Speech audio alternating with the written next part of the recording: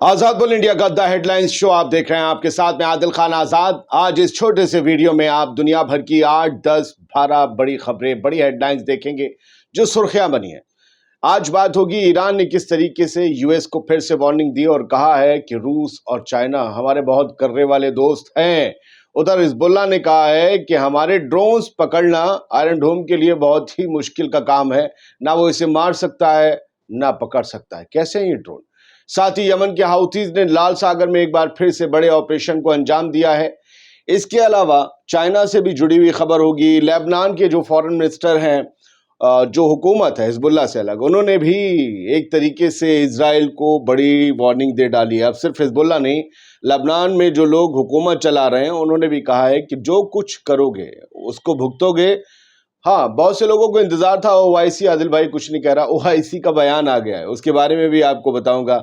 US के senator कैसे बता रहे हैं कि खून में हाथ रंगे हुए हैं अमेरिका के, वो भी आपको दिखाऊंगा। साथ ही इजराइल किस तरीके से गजा में जबरो सितम कर रहा है, उसके बारे में भी कुछ अपडेट्स होंगी। शुरुआत करते हैं सबसे पहली खबर से, जो अलमायदीन लेबनान की वेबसाइट के हवाले से है और ईरान से जुड़ी हुई है। ईरान के जो अब नए प्रेसिडेंट हैं जो चुने जा चुके हैं, बस हलफ लेना बाकी है, मसूद पेज़ेश्कियान साहब, उन्होंने सीधा कहा है कि रूस और चाइना हमारे स्ट्रेटजिक पार्टनर्स भी हैं, पड़ोसी भी हैं, दिल के करीब भी हैं, हमदम भी हैं, हमराह भी हैं, सनम भी हैं। और यूएस से कहा है कि तुम्हारा चाहे कुछ भी करना हो हमारे साथ, तुम जिस तरीके की भी साजिश कर लो, तुम्हारे दबाव में आकर जो तुम चाहते हो वो नहीं करेंगे। चाइना और रशिया स्टूड बाय यूएस, चीन और रूस जो है स्टूड बाय अस, माफ कीजिएगा, यूएस नहीं, यूएस तो बाद में है। चीन और रूस हमारे साथ खड़े रहे।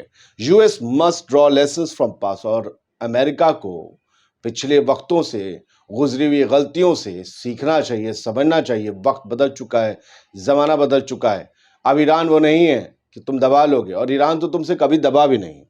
तो उन्होंने कहा कि रूस और चाइना के लिए हम डीपली वैल्यूज रखते हैं। बहुत कुछ बदल रहा है दोस्तों। खैर, लेबनान के फॉरेन मिनिस्टर हैं, उन्होंने डिवास्टेटिंग रीजनल वॉर के लिए वार्न किया है और कहा है कि अगर इजराइल ने टेंशंस को एस्केलेट किया लेबनान बॉर्डर पर, तो आप समझ लीजिए कि ऐसी तबाही आएगी जिसके बारे में अभी आपने तसव्वुर भी नहीं किया होगा। ये 13 जुलाई 6:46 पर लिखी गई खबर है प्रेस टीवी ईरान में, और इन्होंने कहा है कि फुल जो स्केल वॉर है अगर लेबनान और जो है इजराइल के बीच छिड़ गई, तो इससे एक रीजनल वॉर भड़क सकती है। लिहाजा इजराइल होश की दवा खाए, धतूरा जो चूस रखा है उसको थूक दे।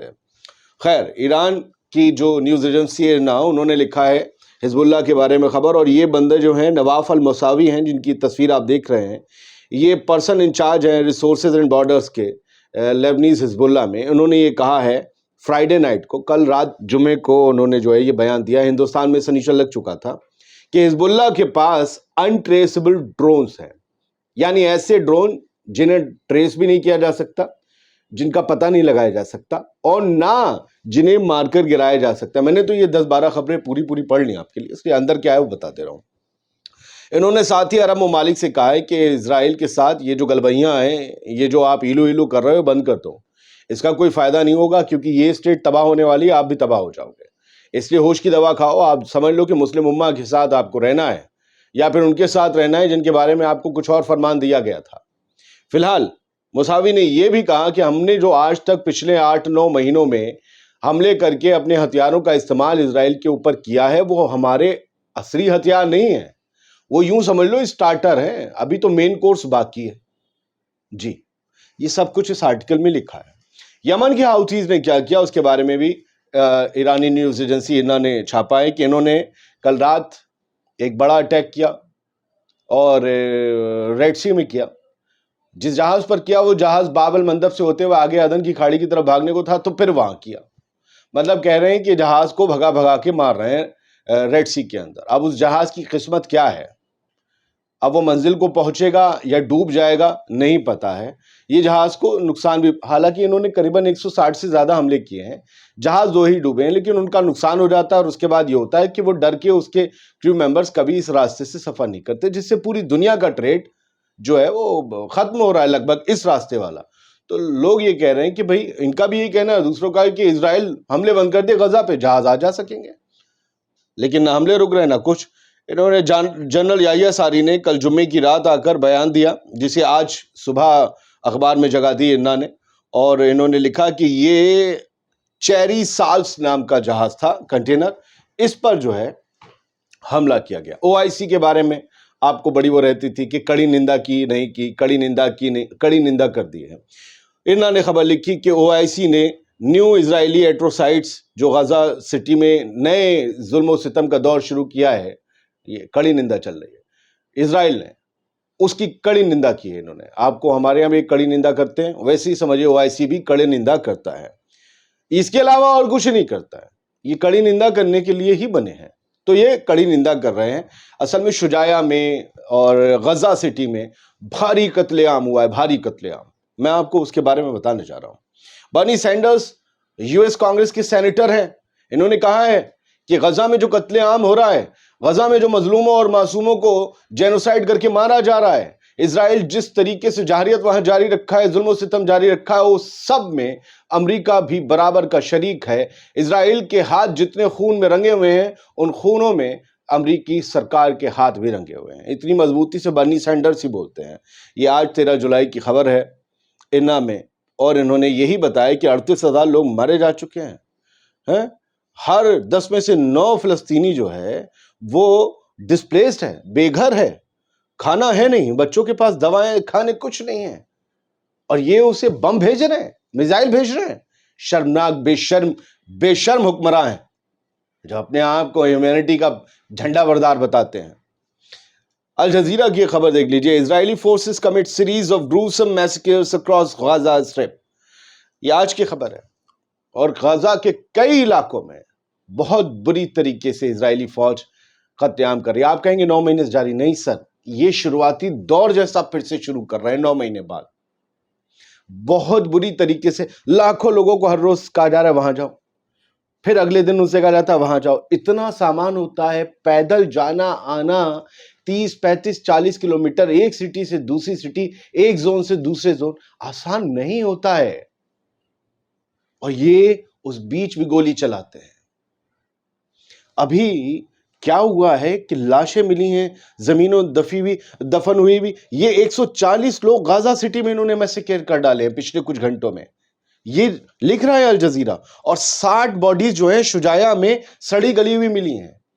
60 لوگوں کا قتل عام، 140 لوگوں کا قتل عام کہیں، اسے دنیا کے لوگ دیکھ رہے نہیں۔ رشیا جو ہے وہ ظلم کر رہا ہے یوکرین پر۔ اصل میں یہ سب دشمنان اسلام ہیں، کھل کر کہنا چاہیے، اس پہ شرم کیا ہے؟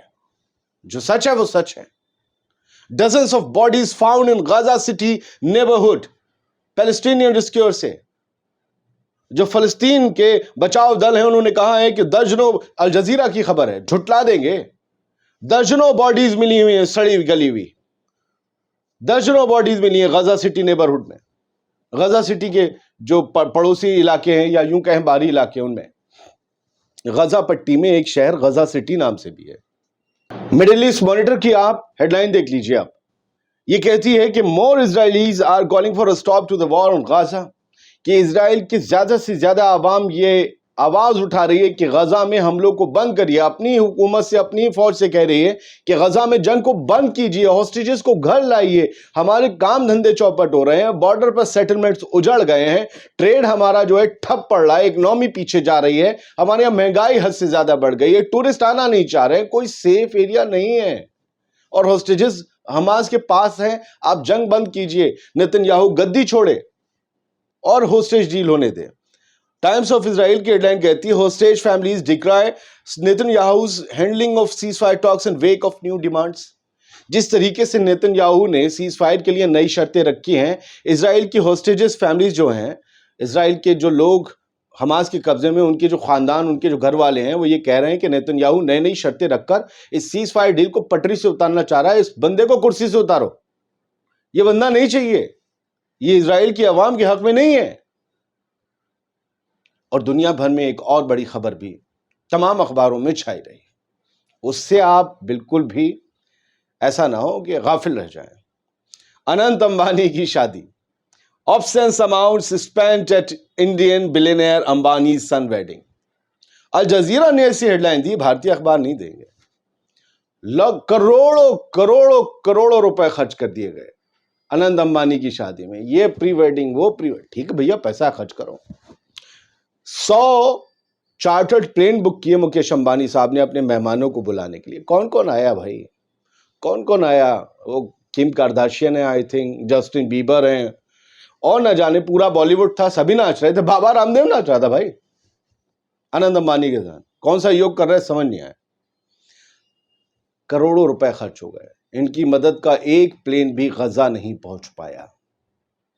उन बॉलीवुड स्टार्स ने कोई मदद गजा के लोगों की, फिलिस्तीनियों के लिए नहीं की।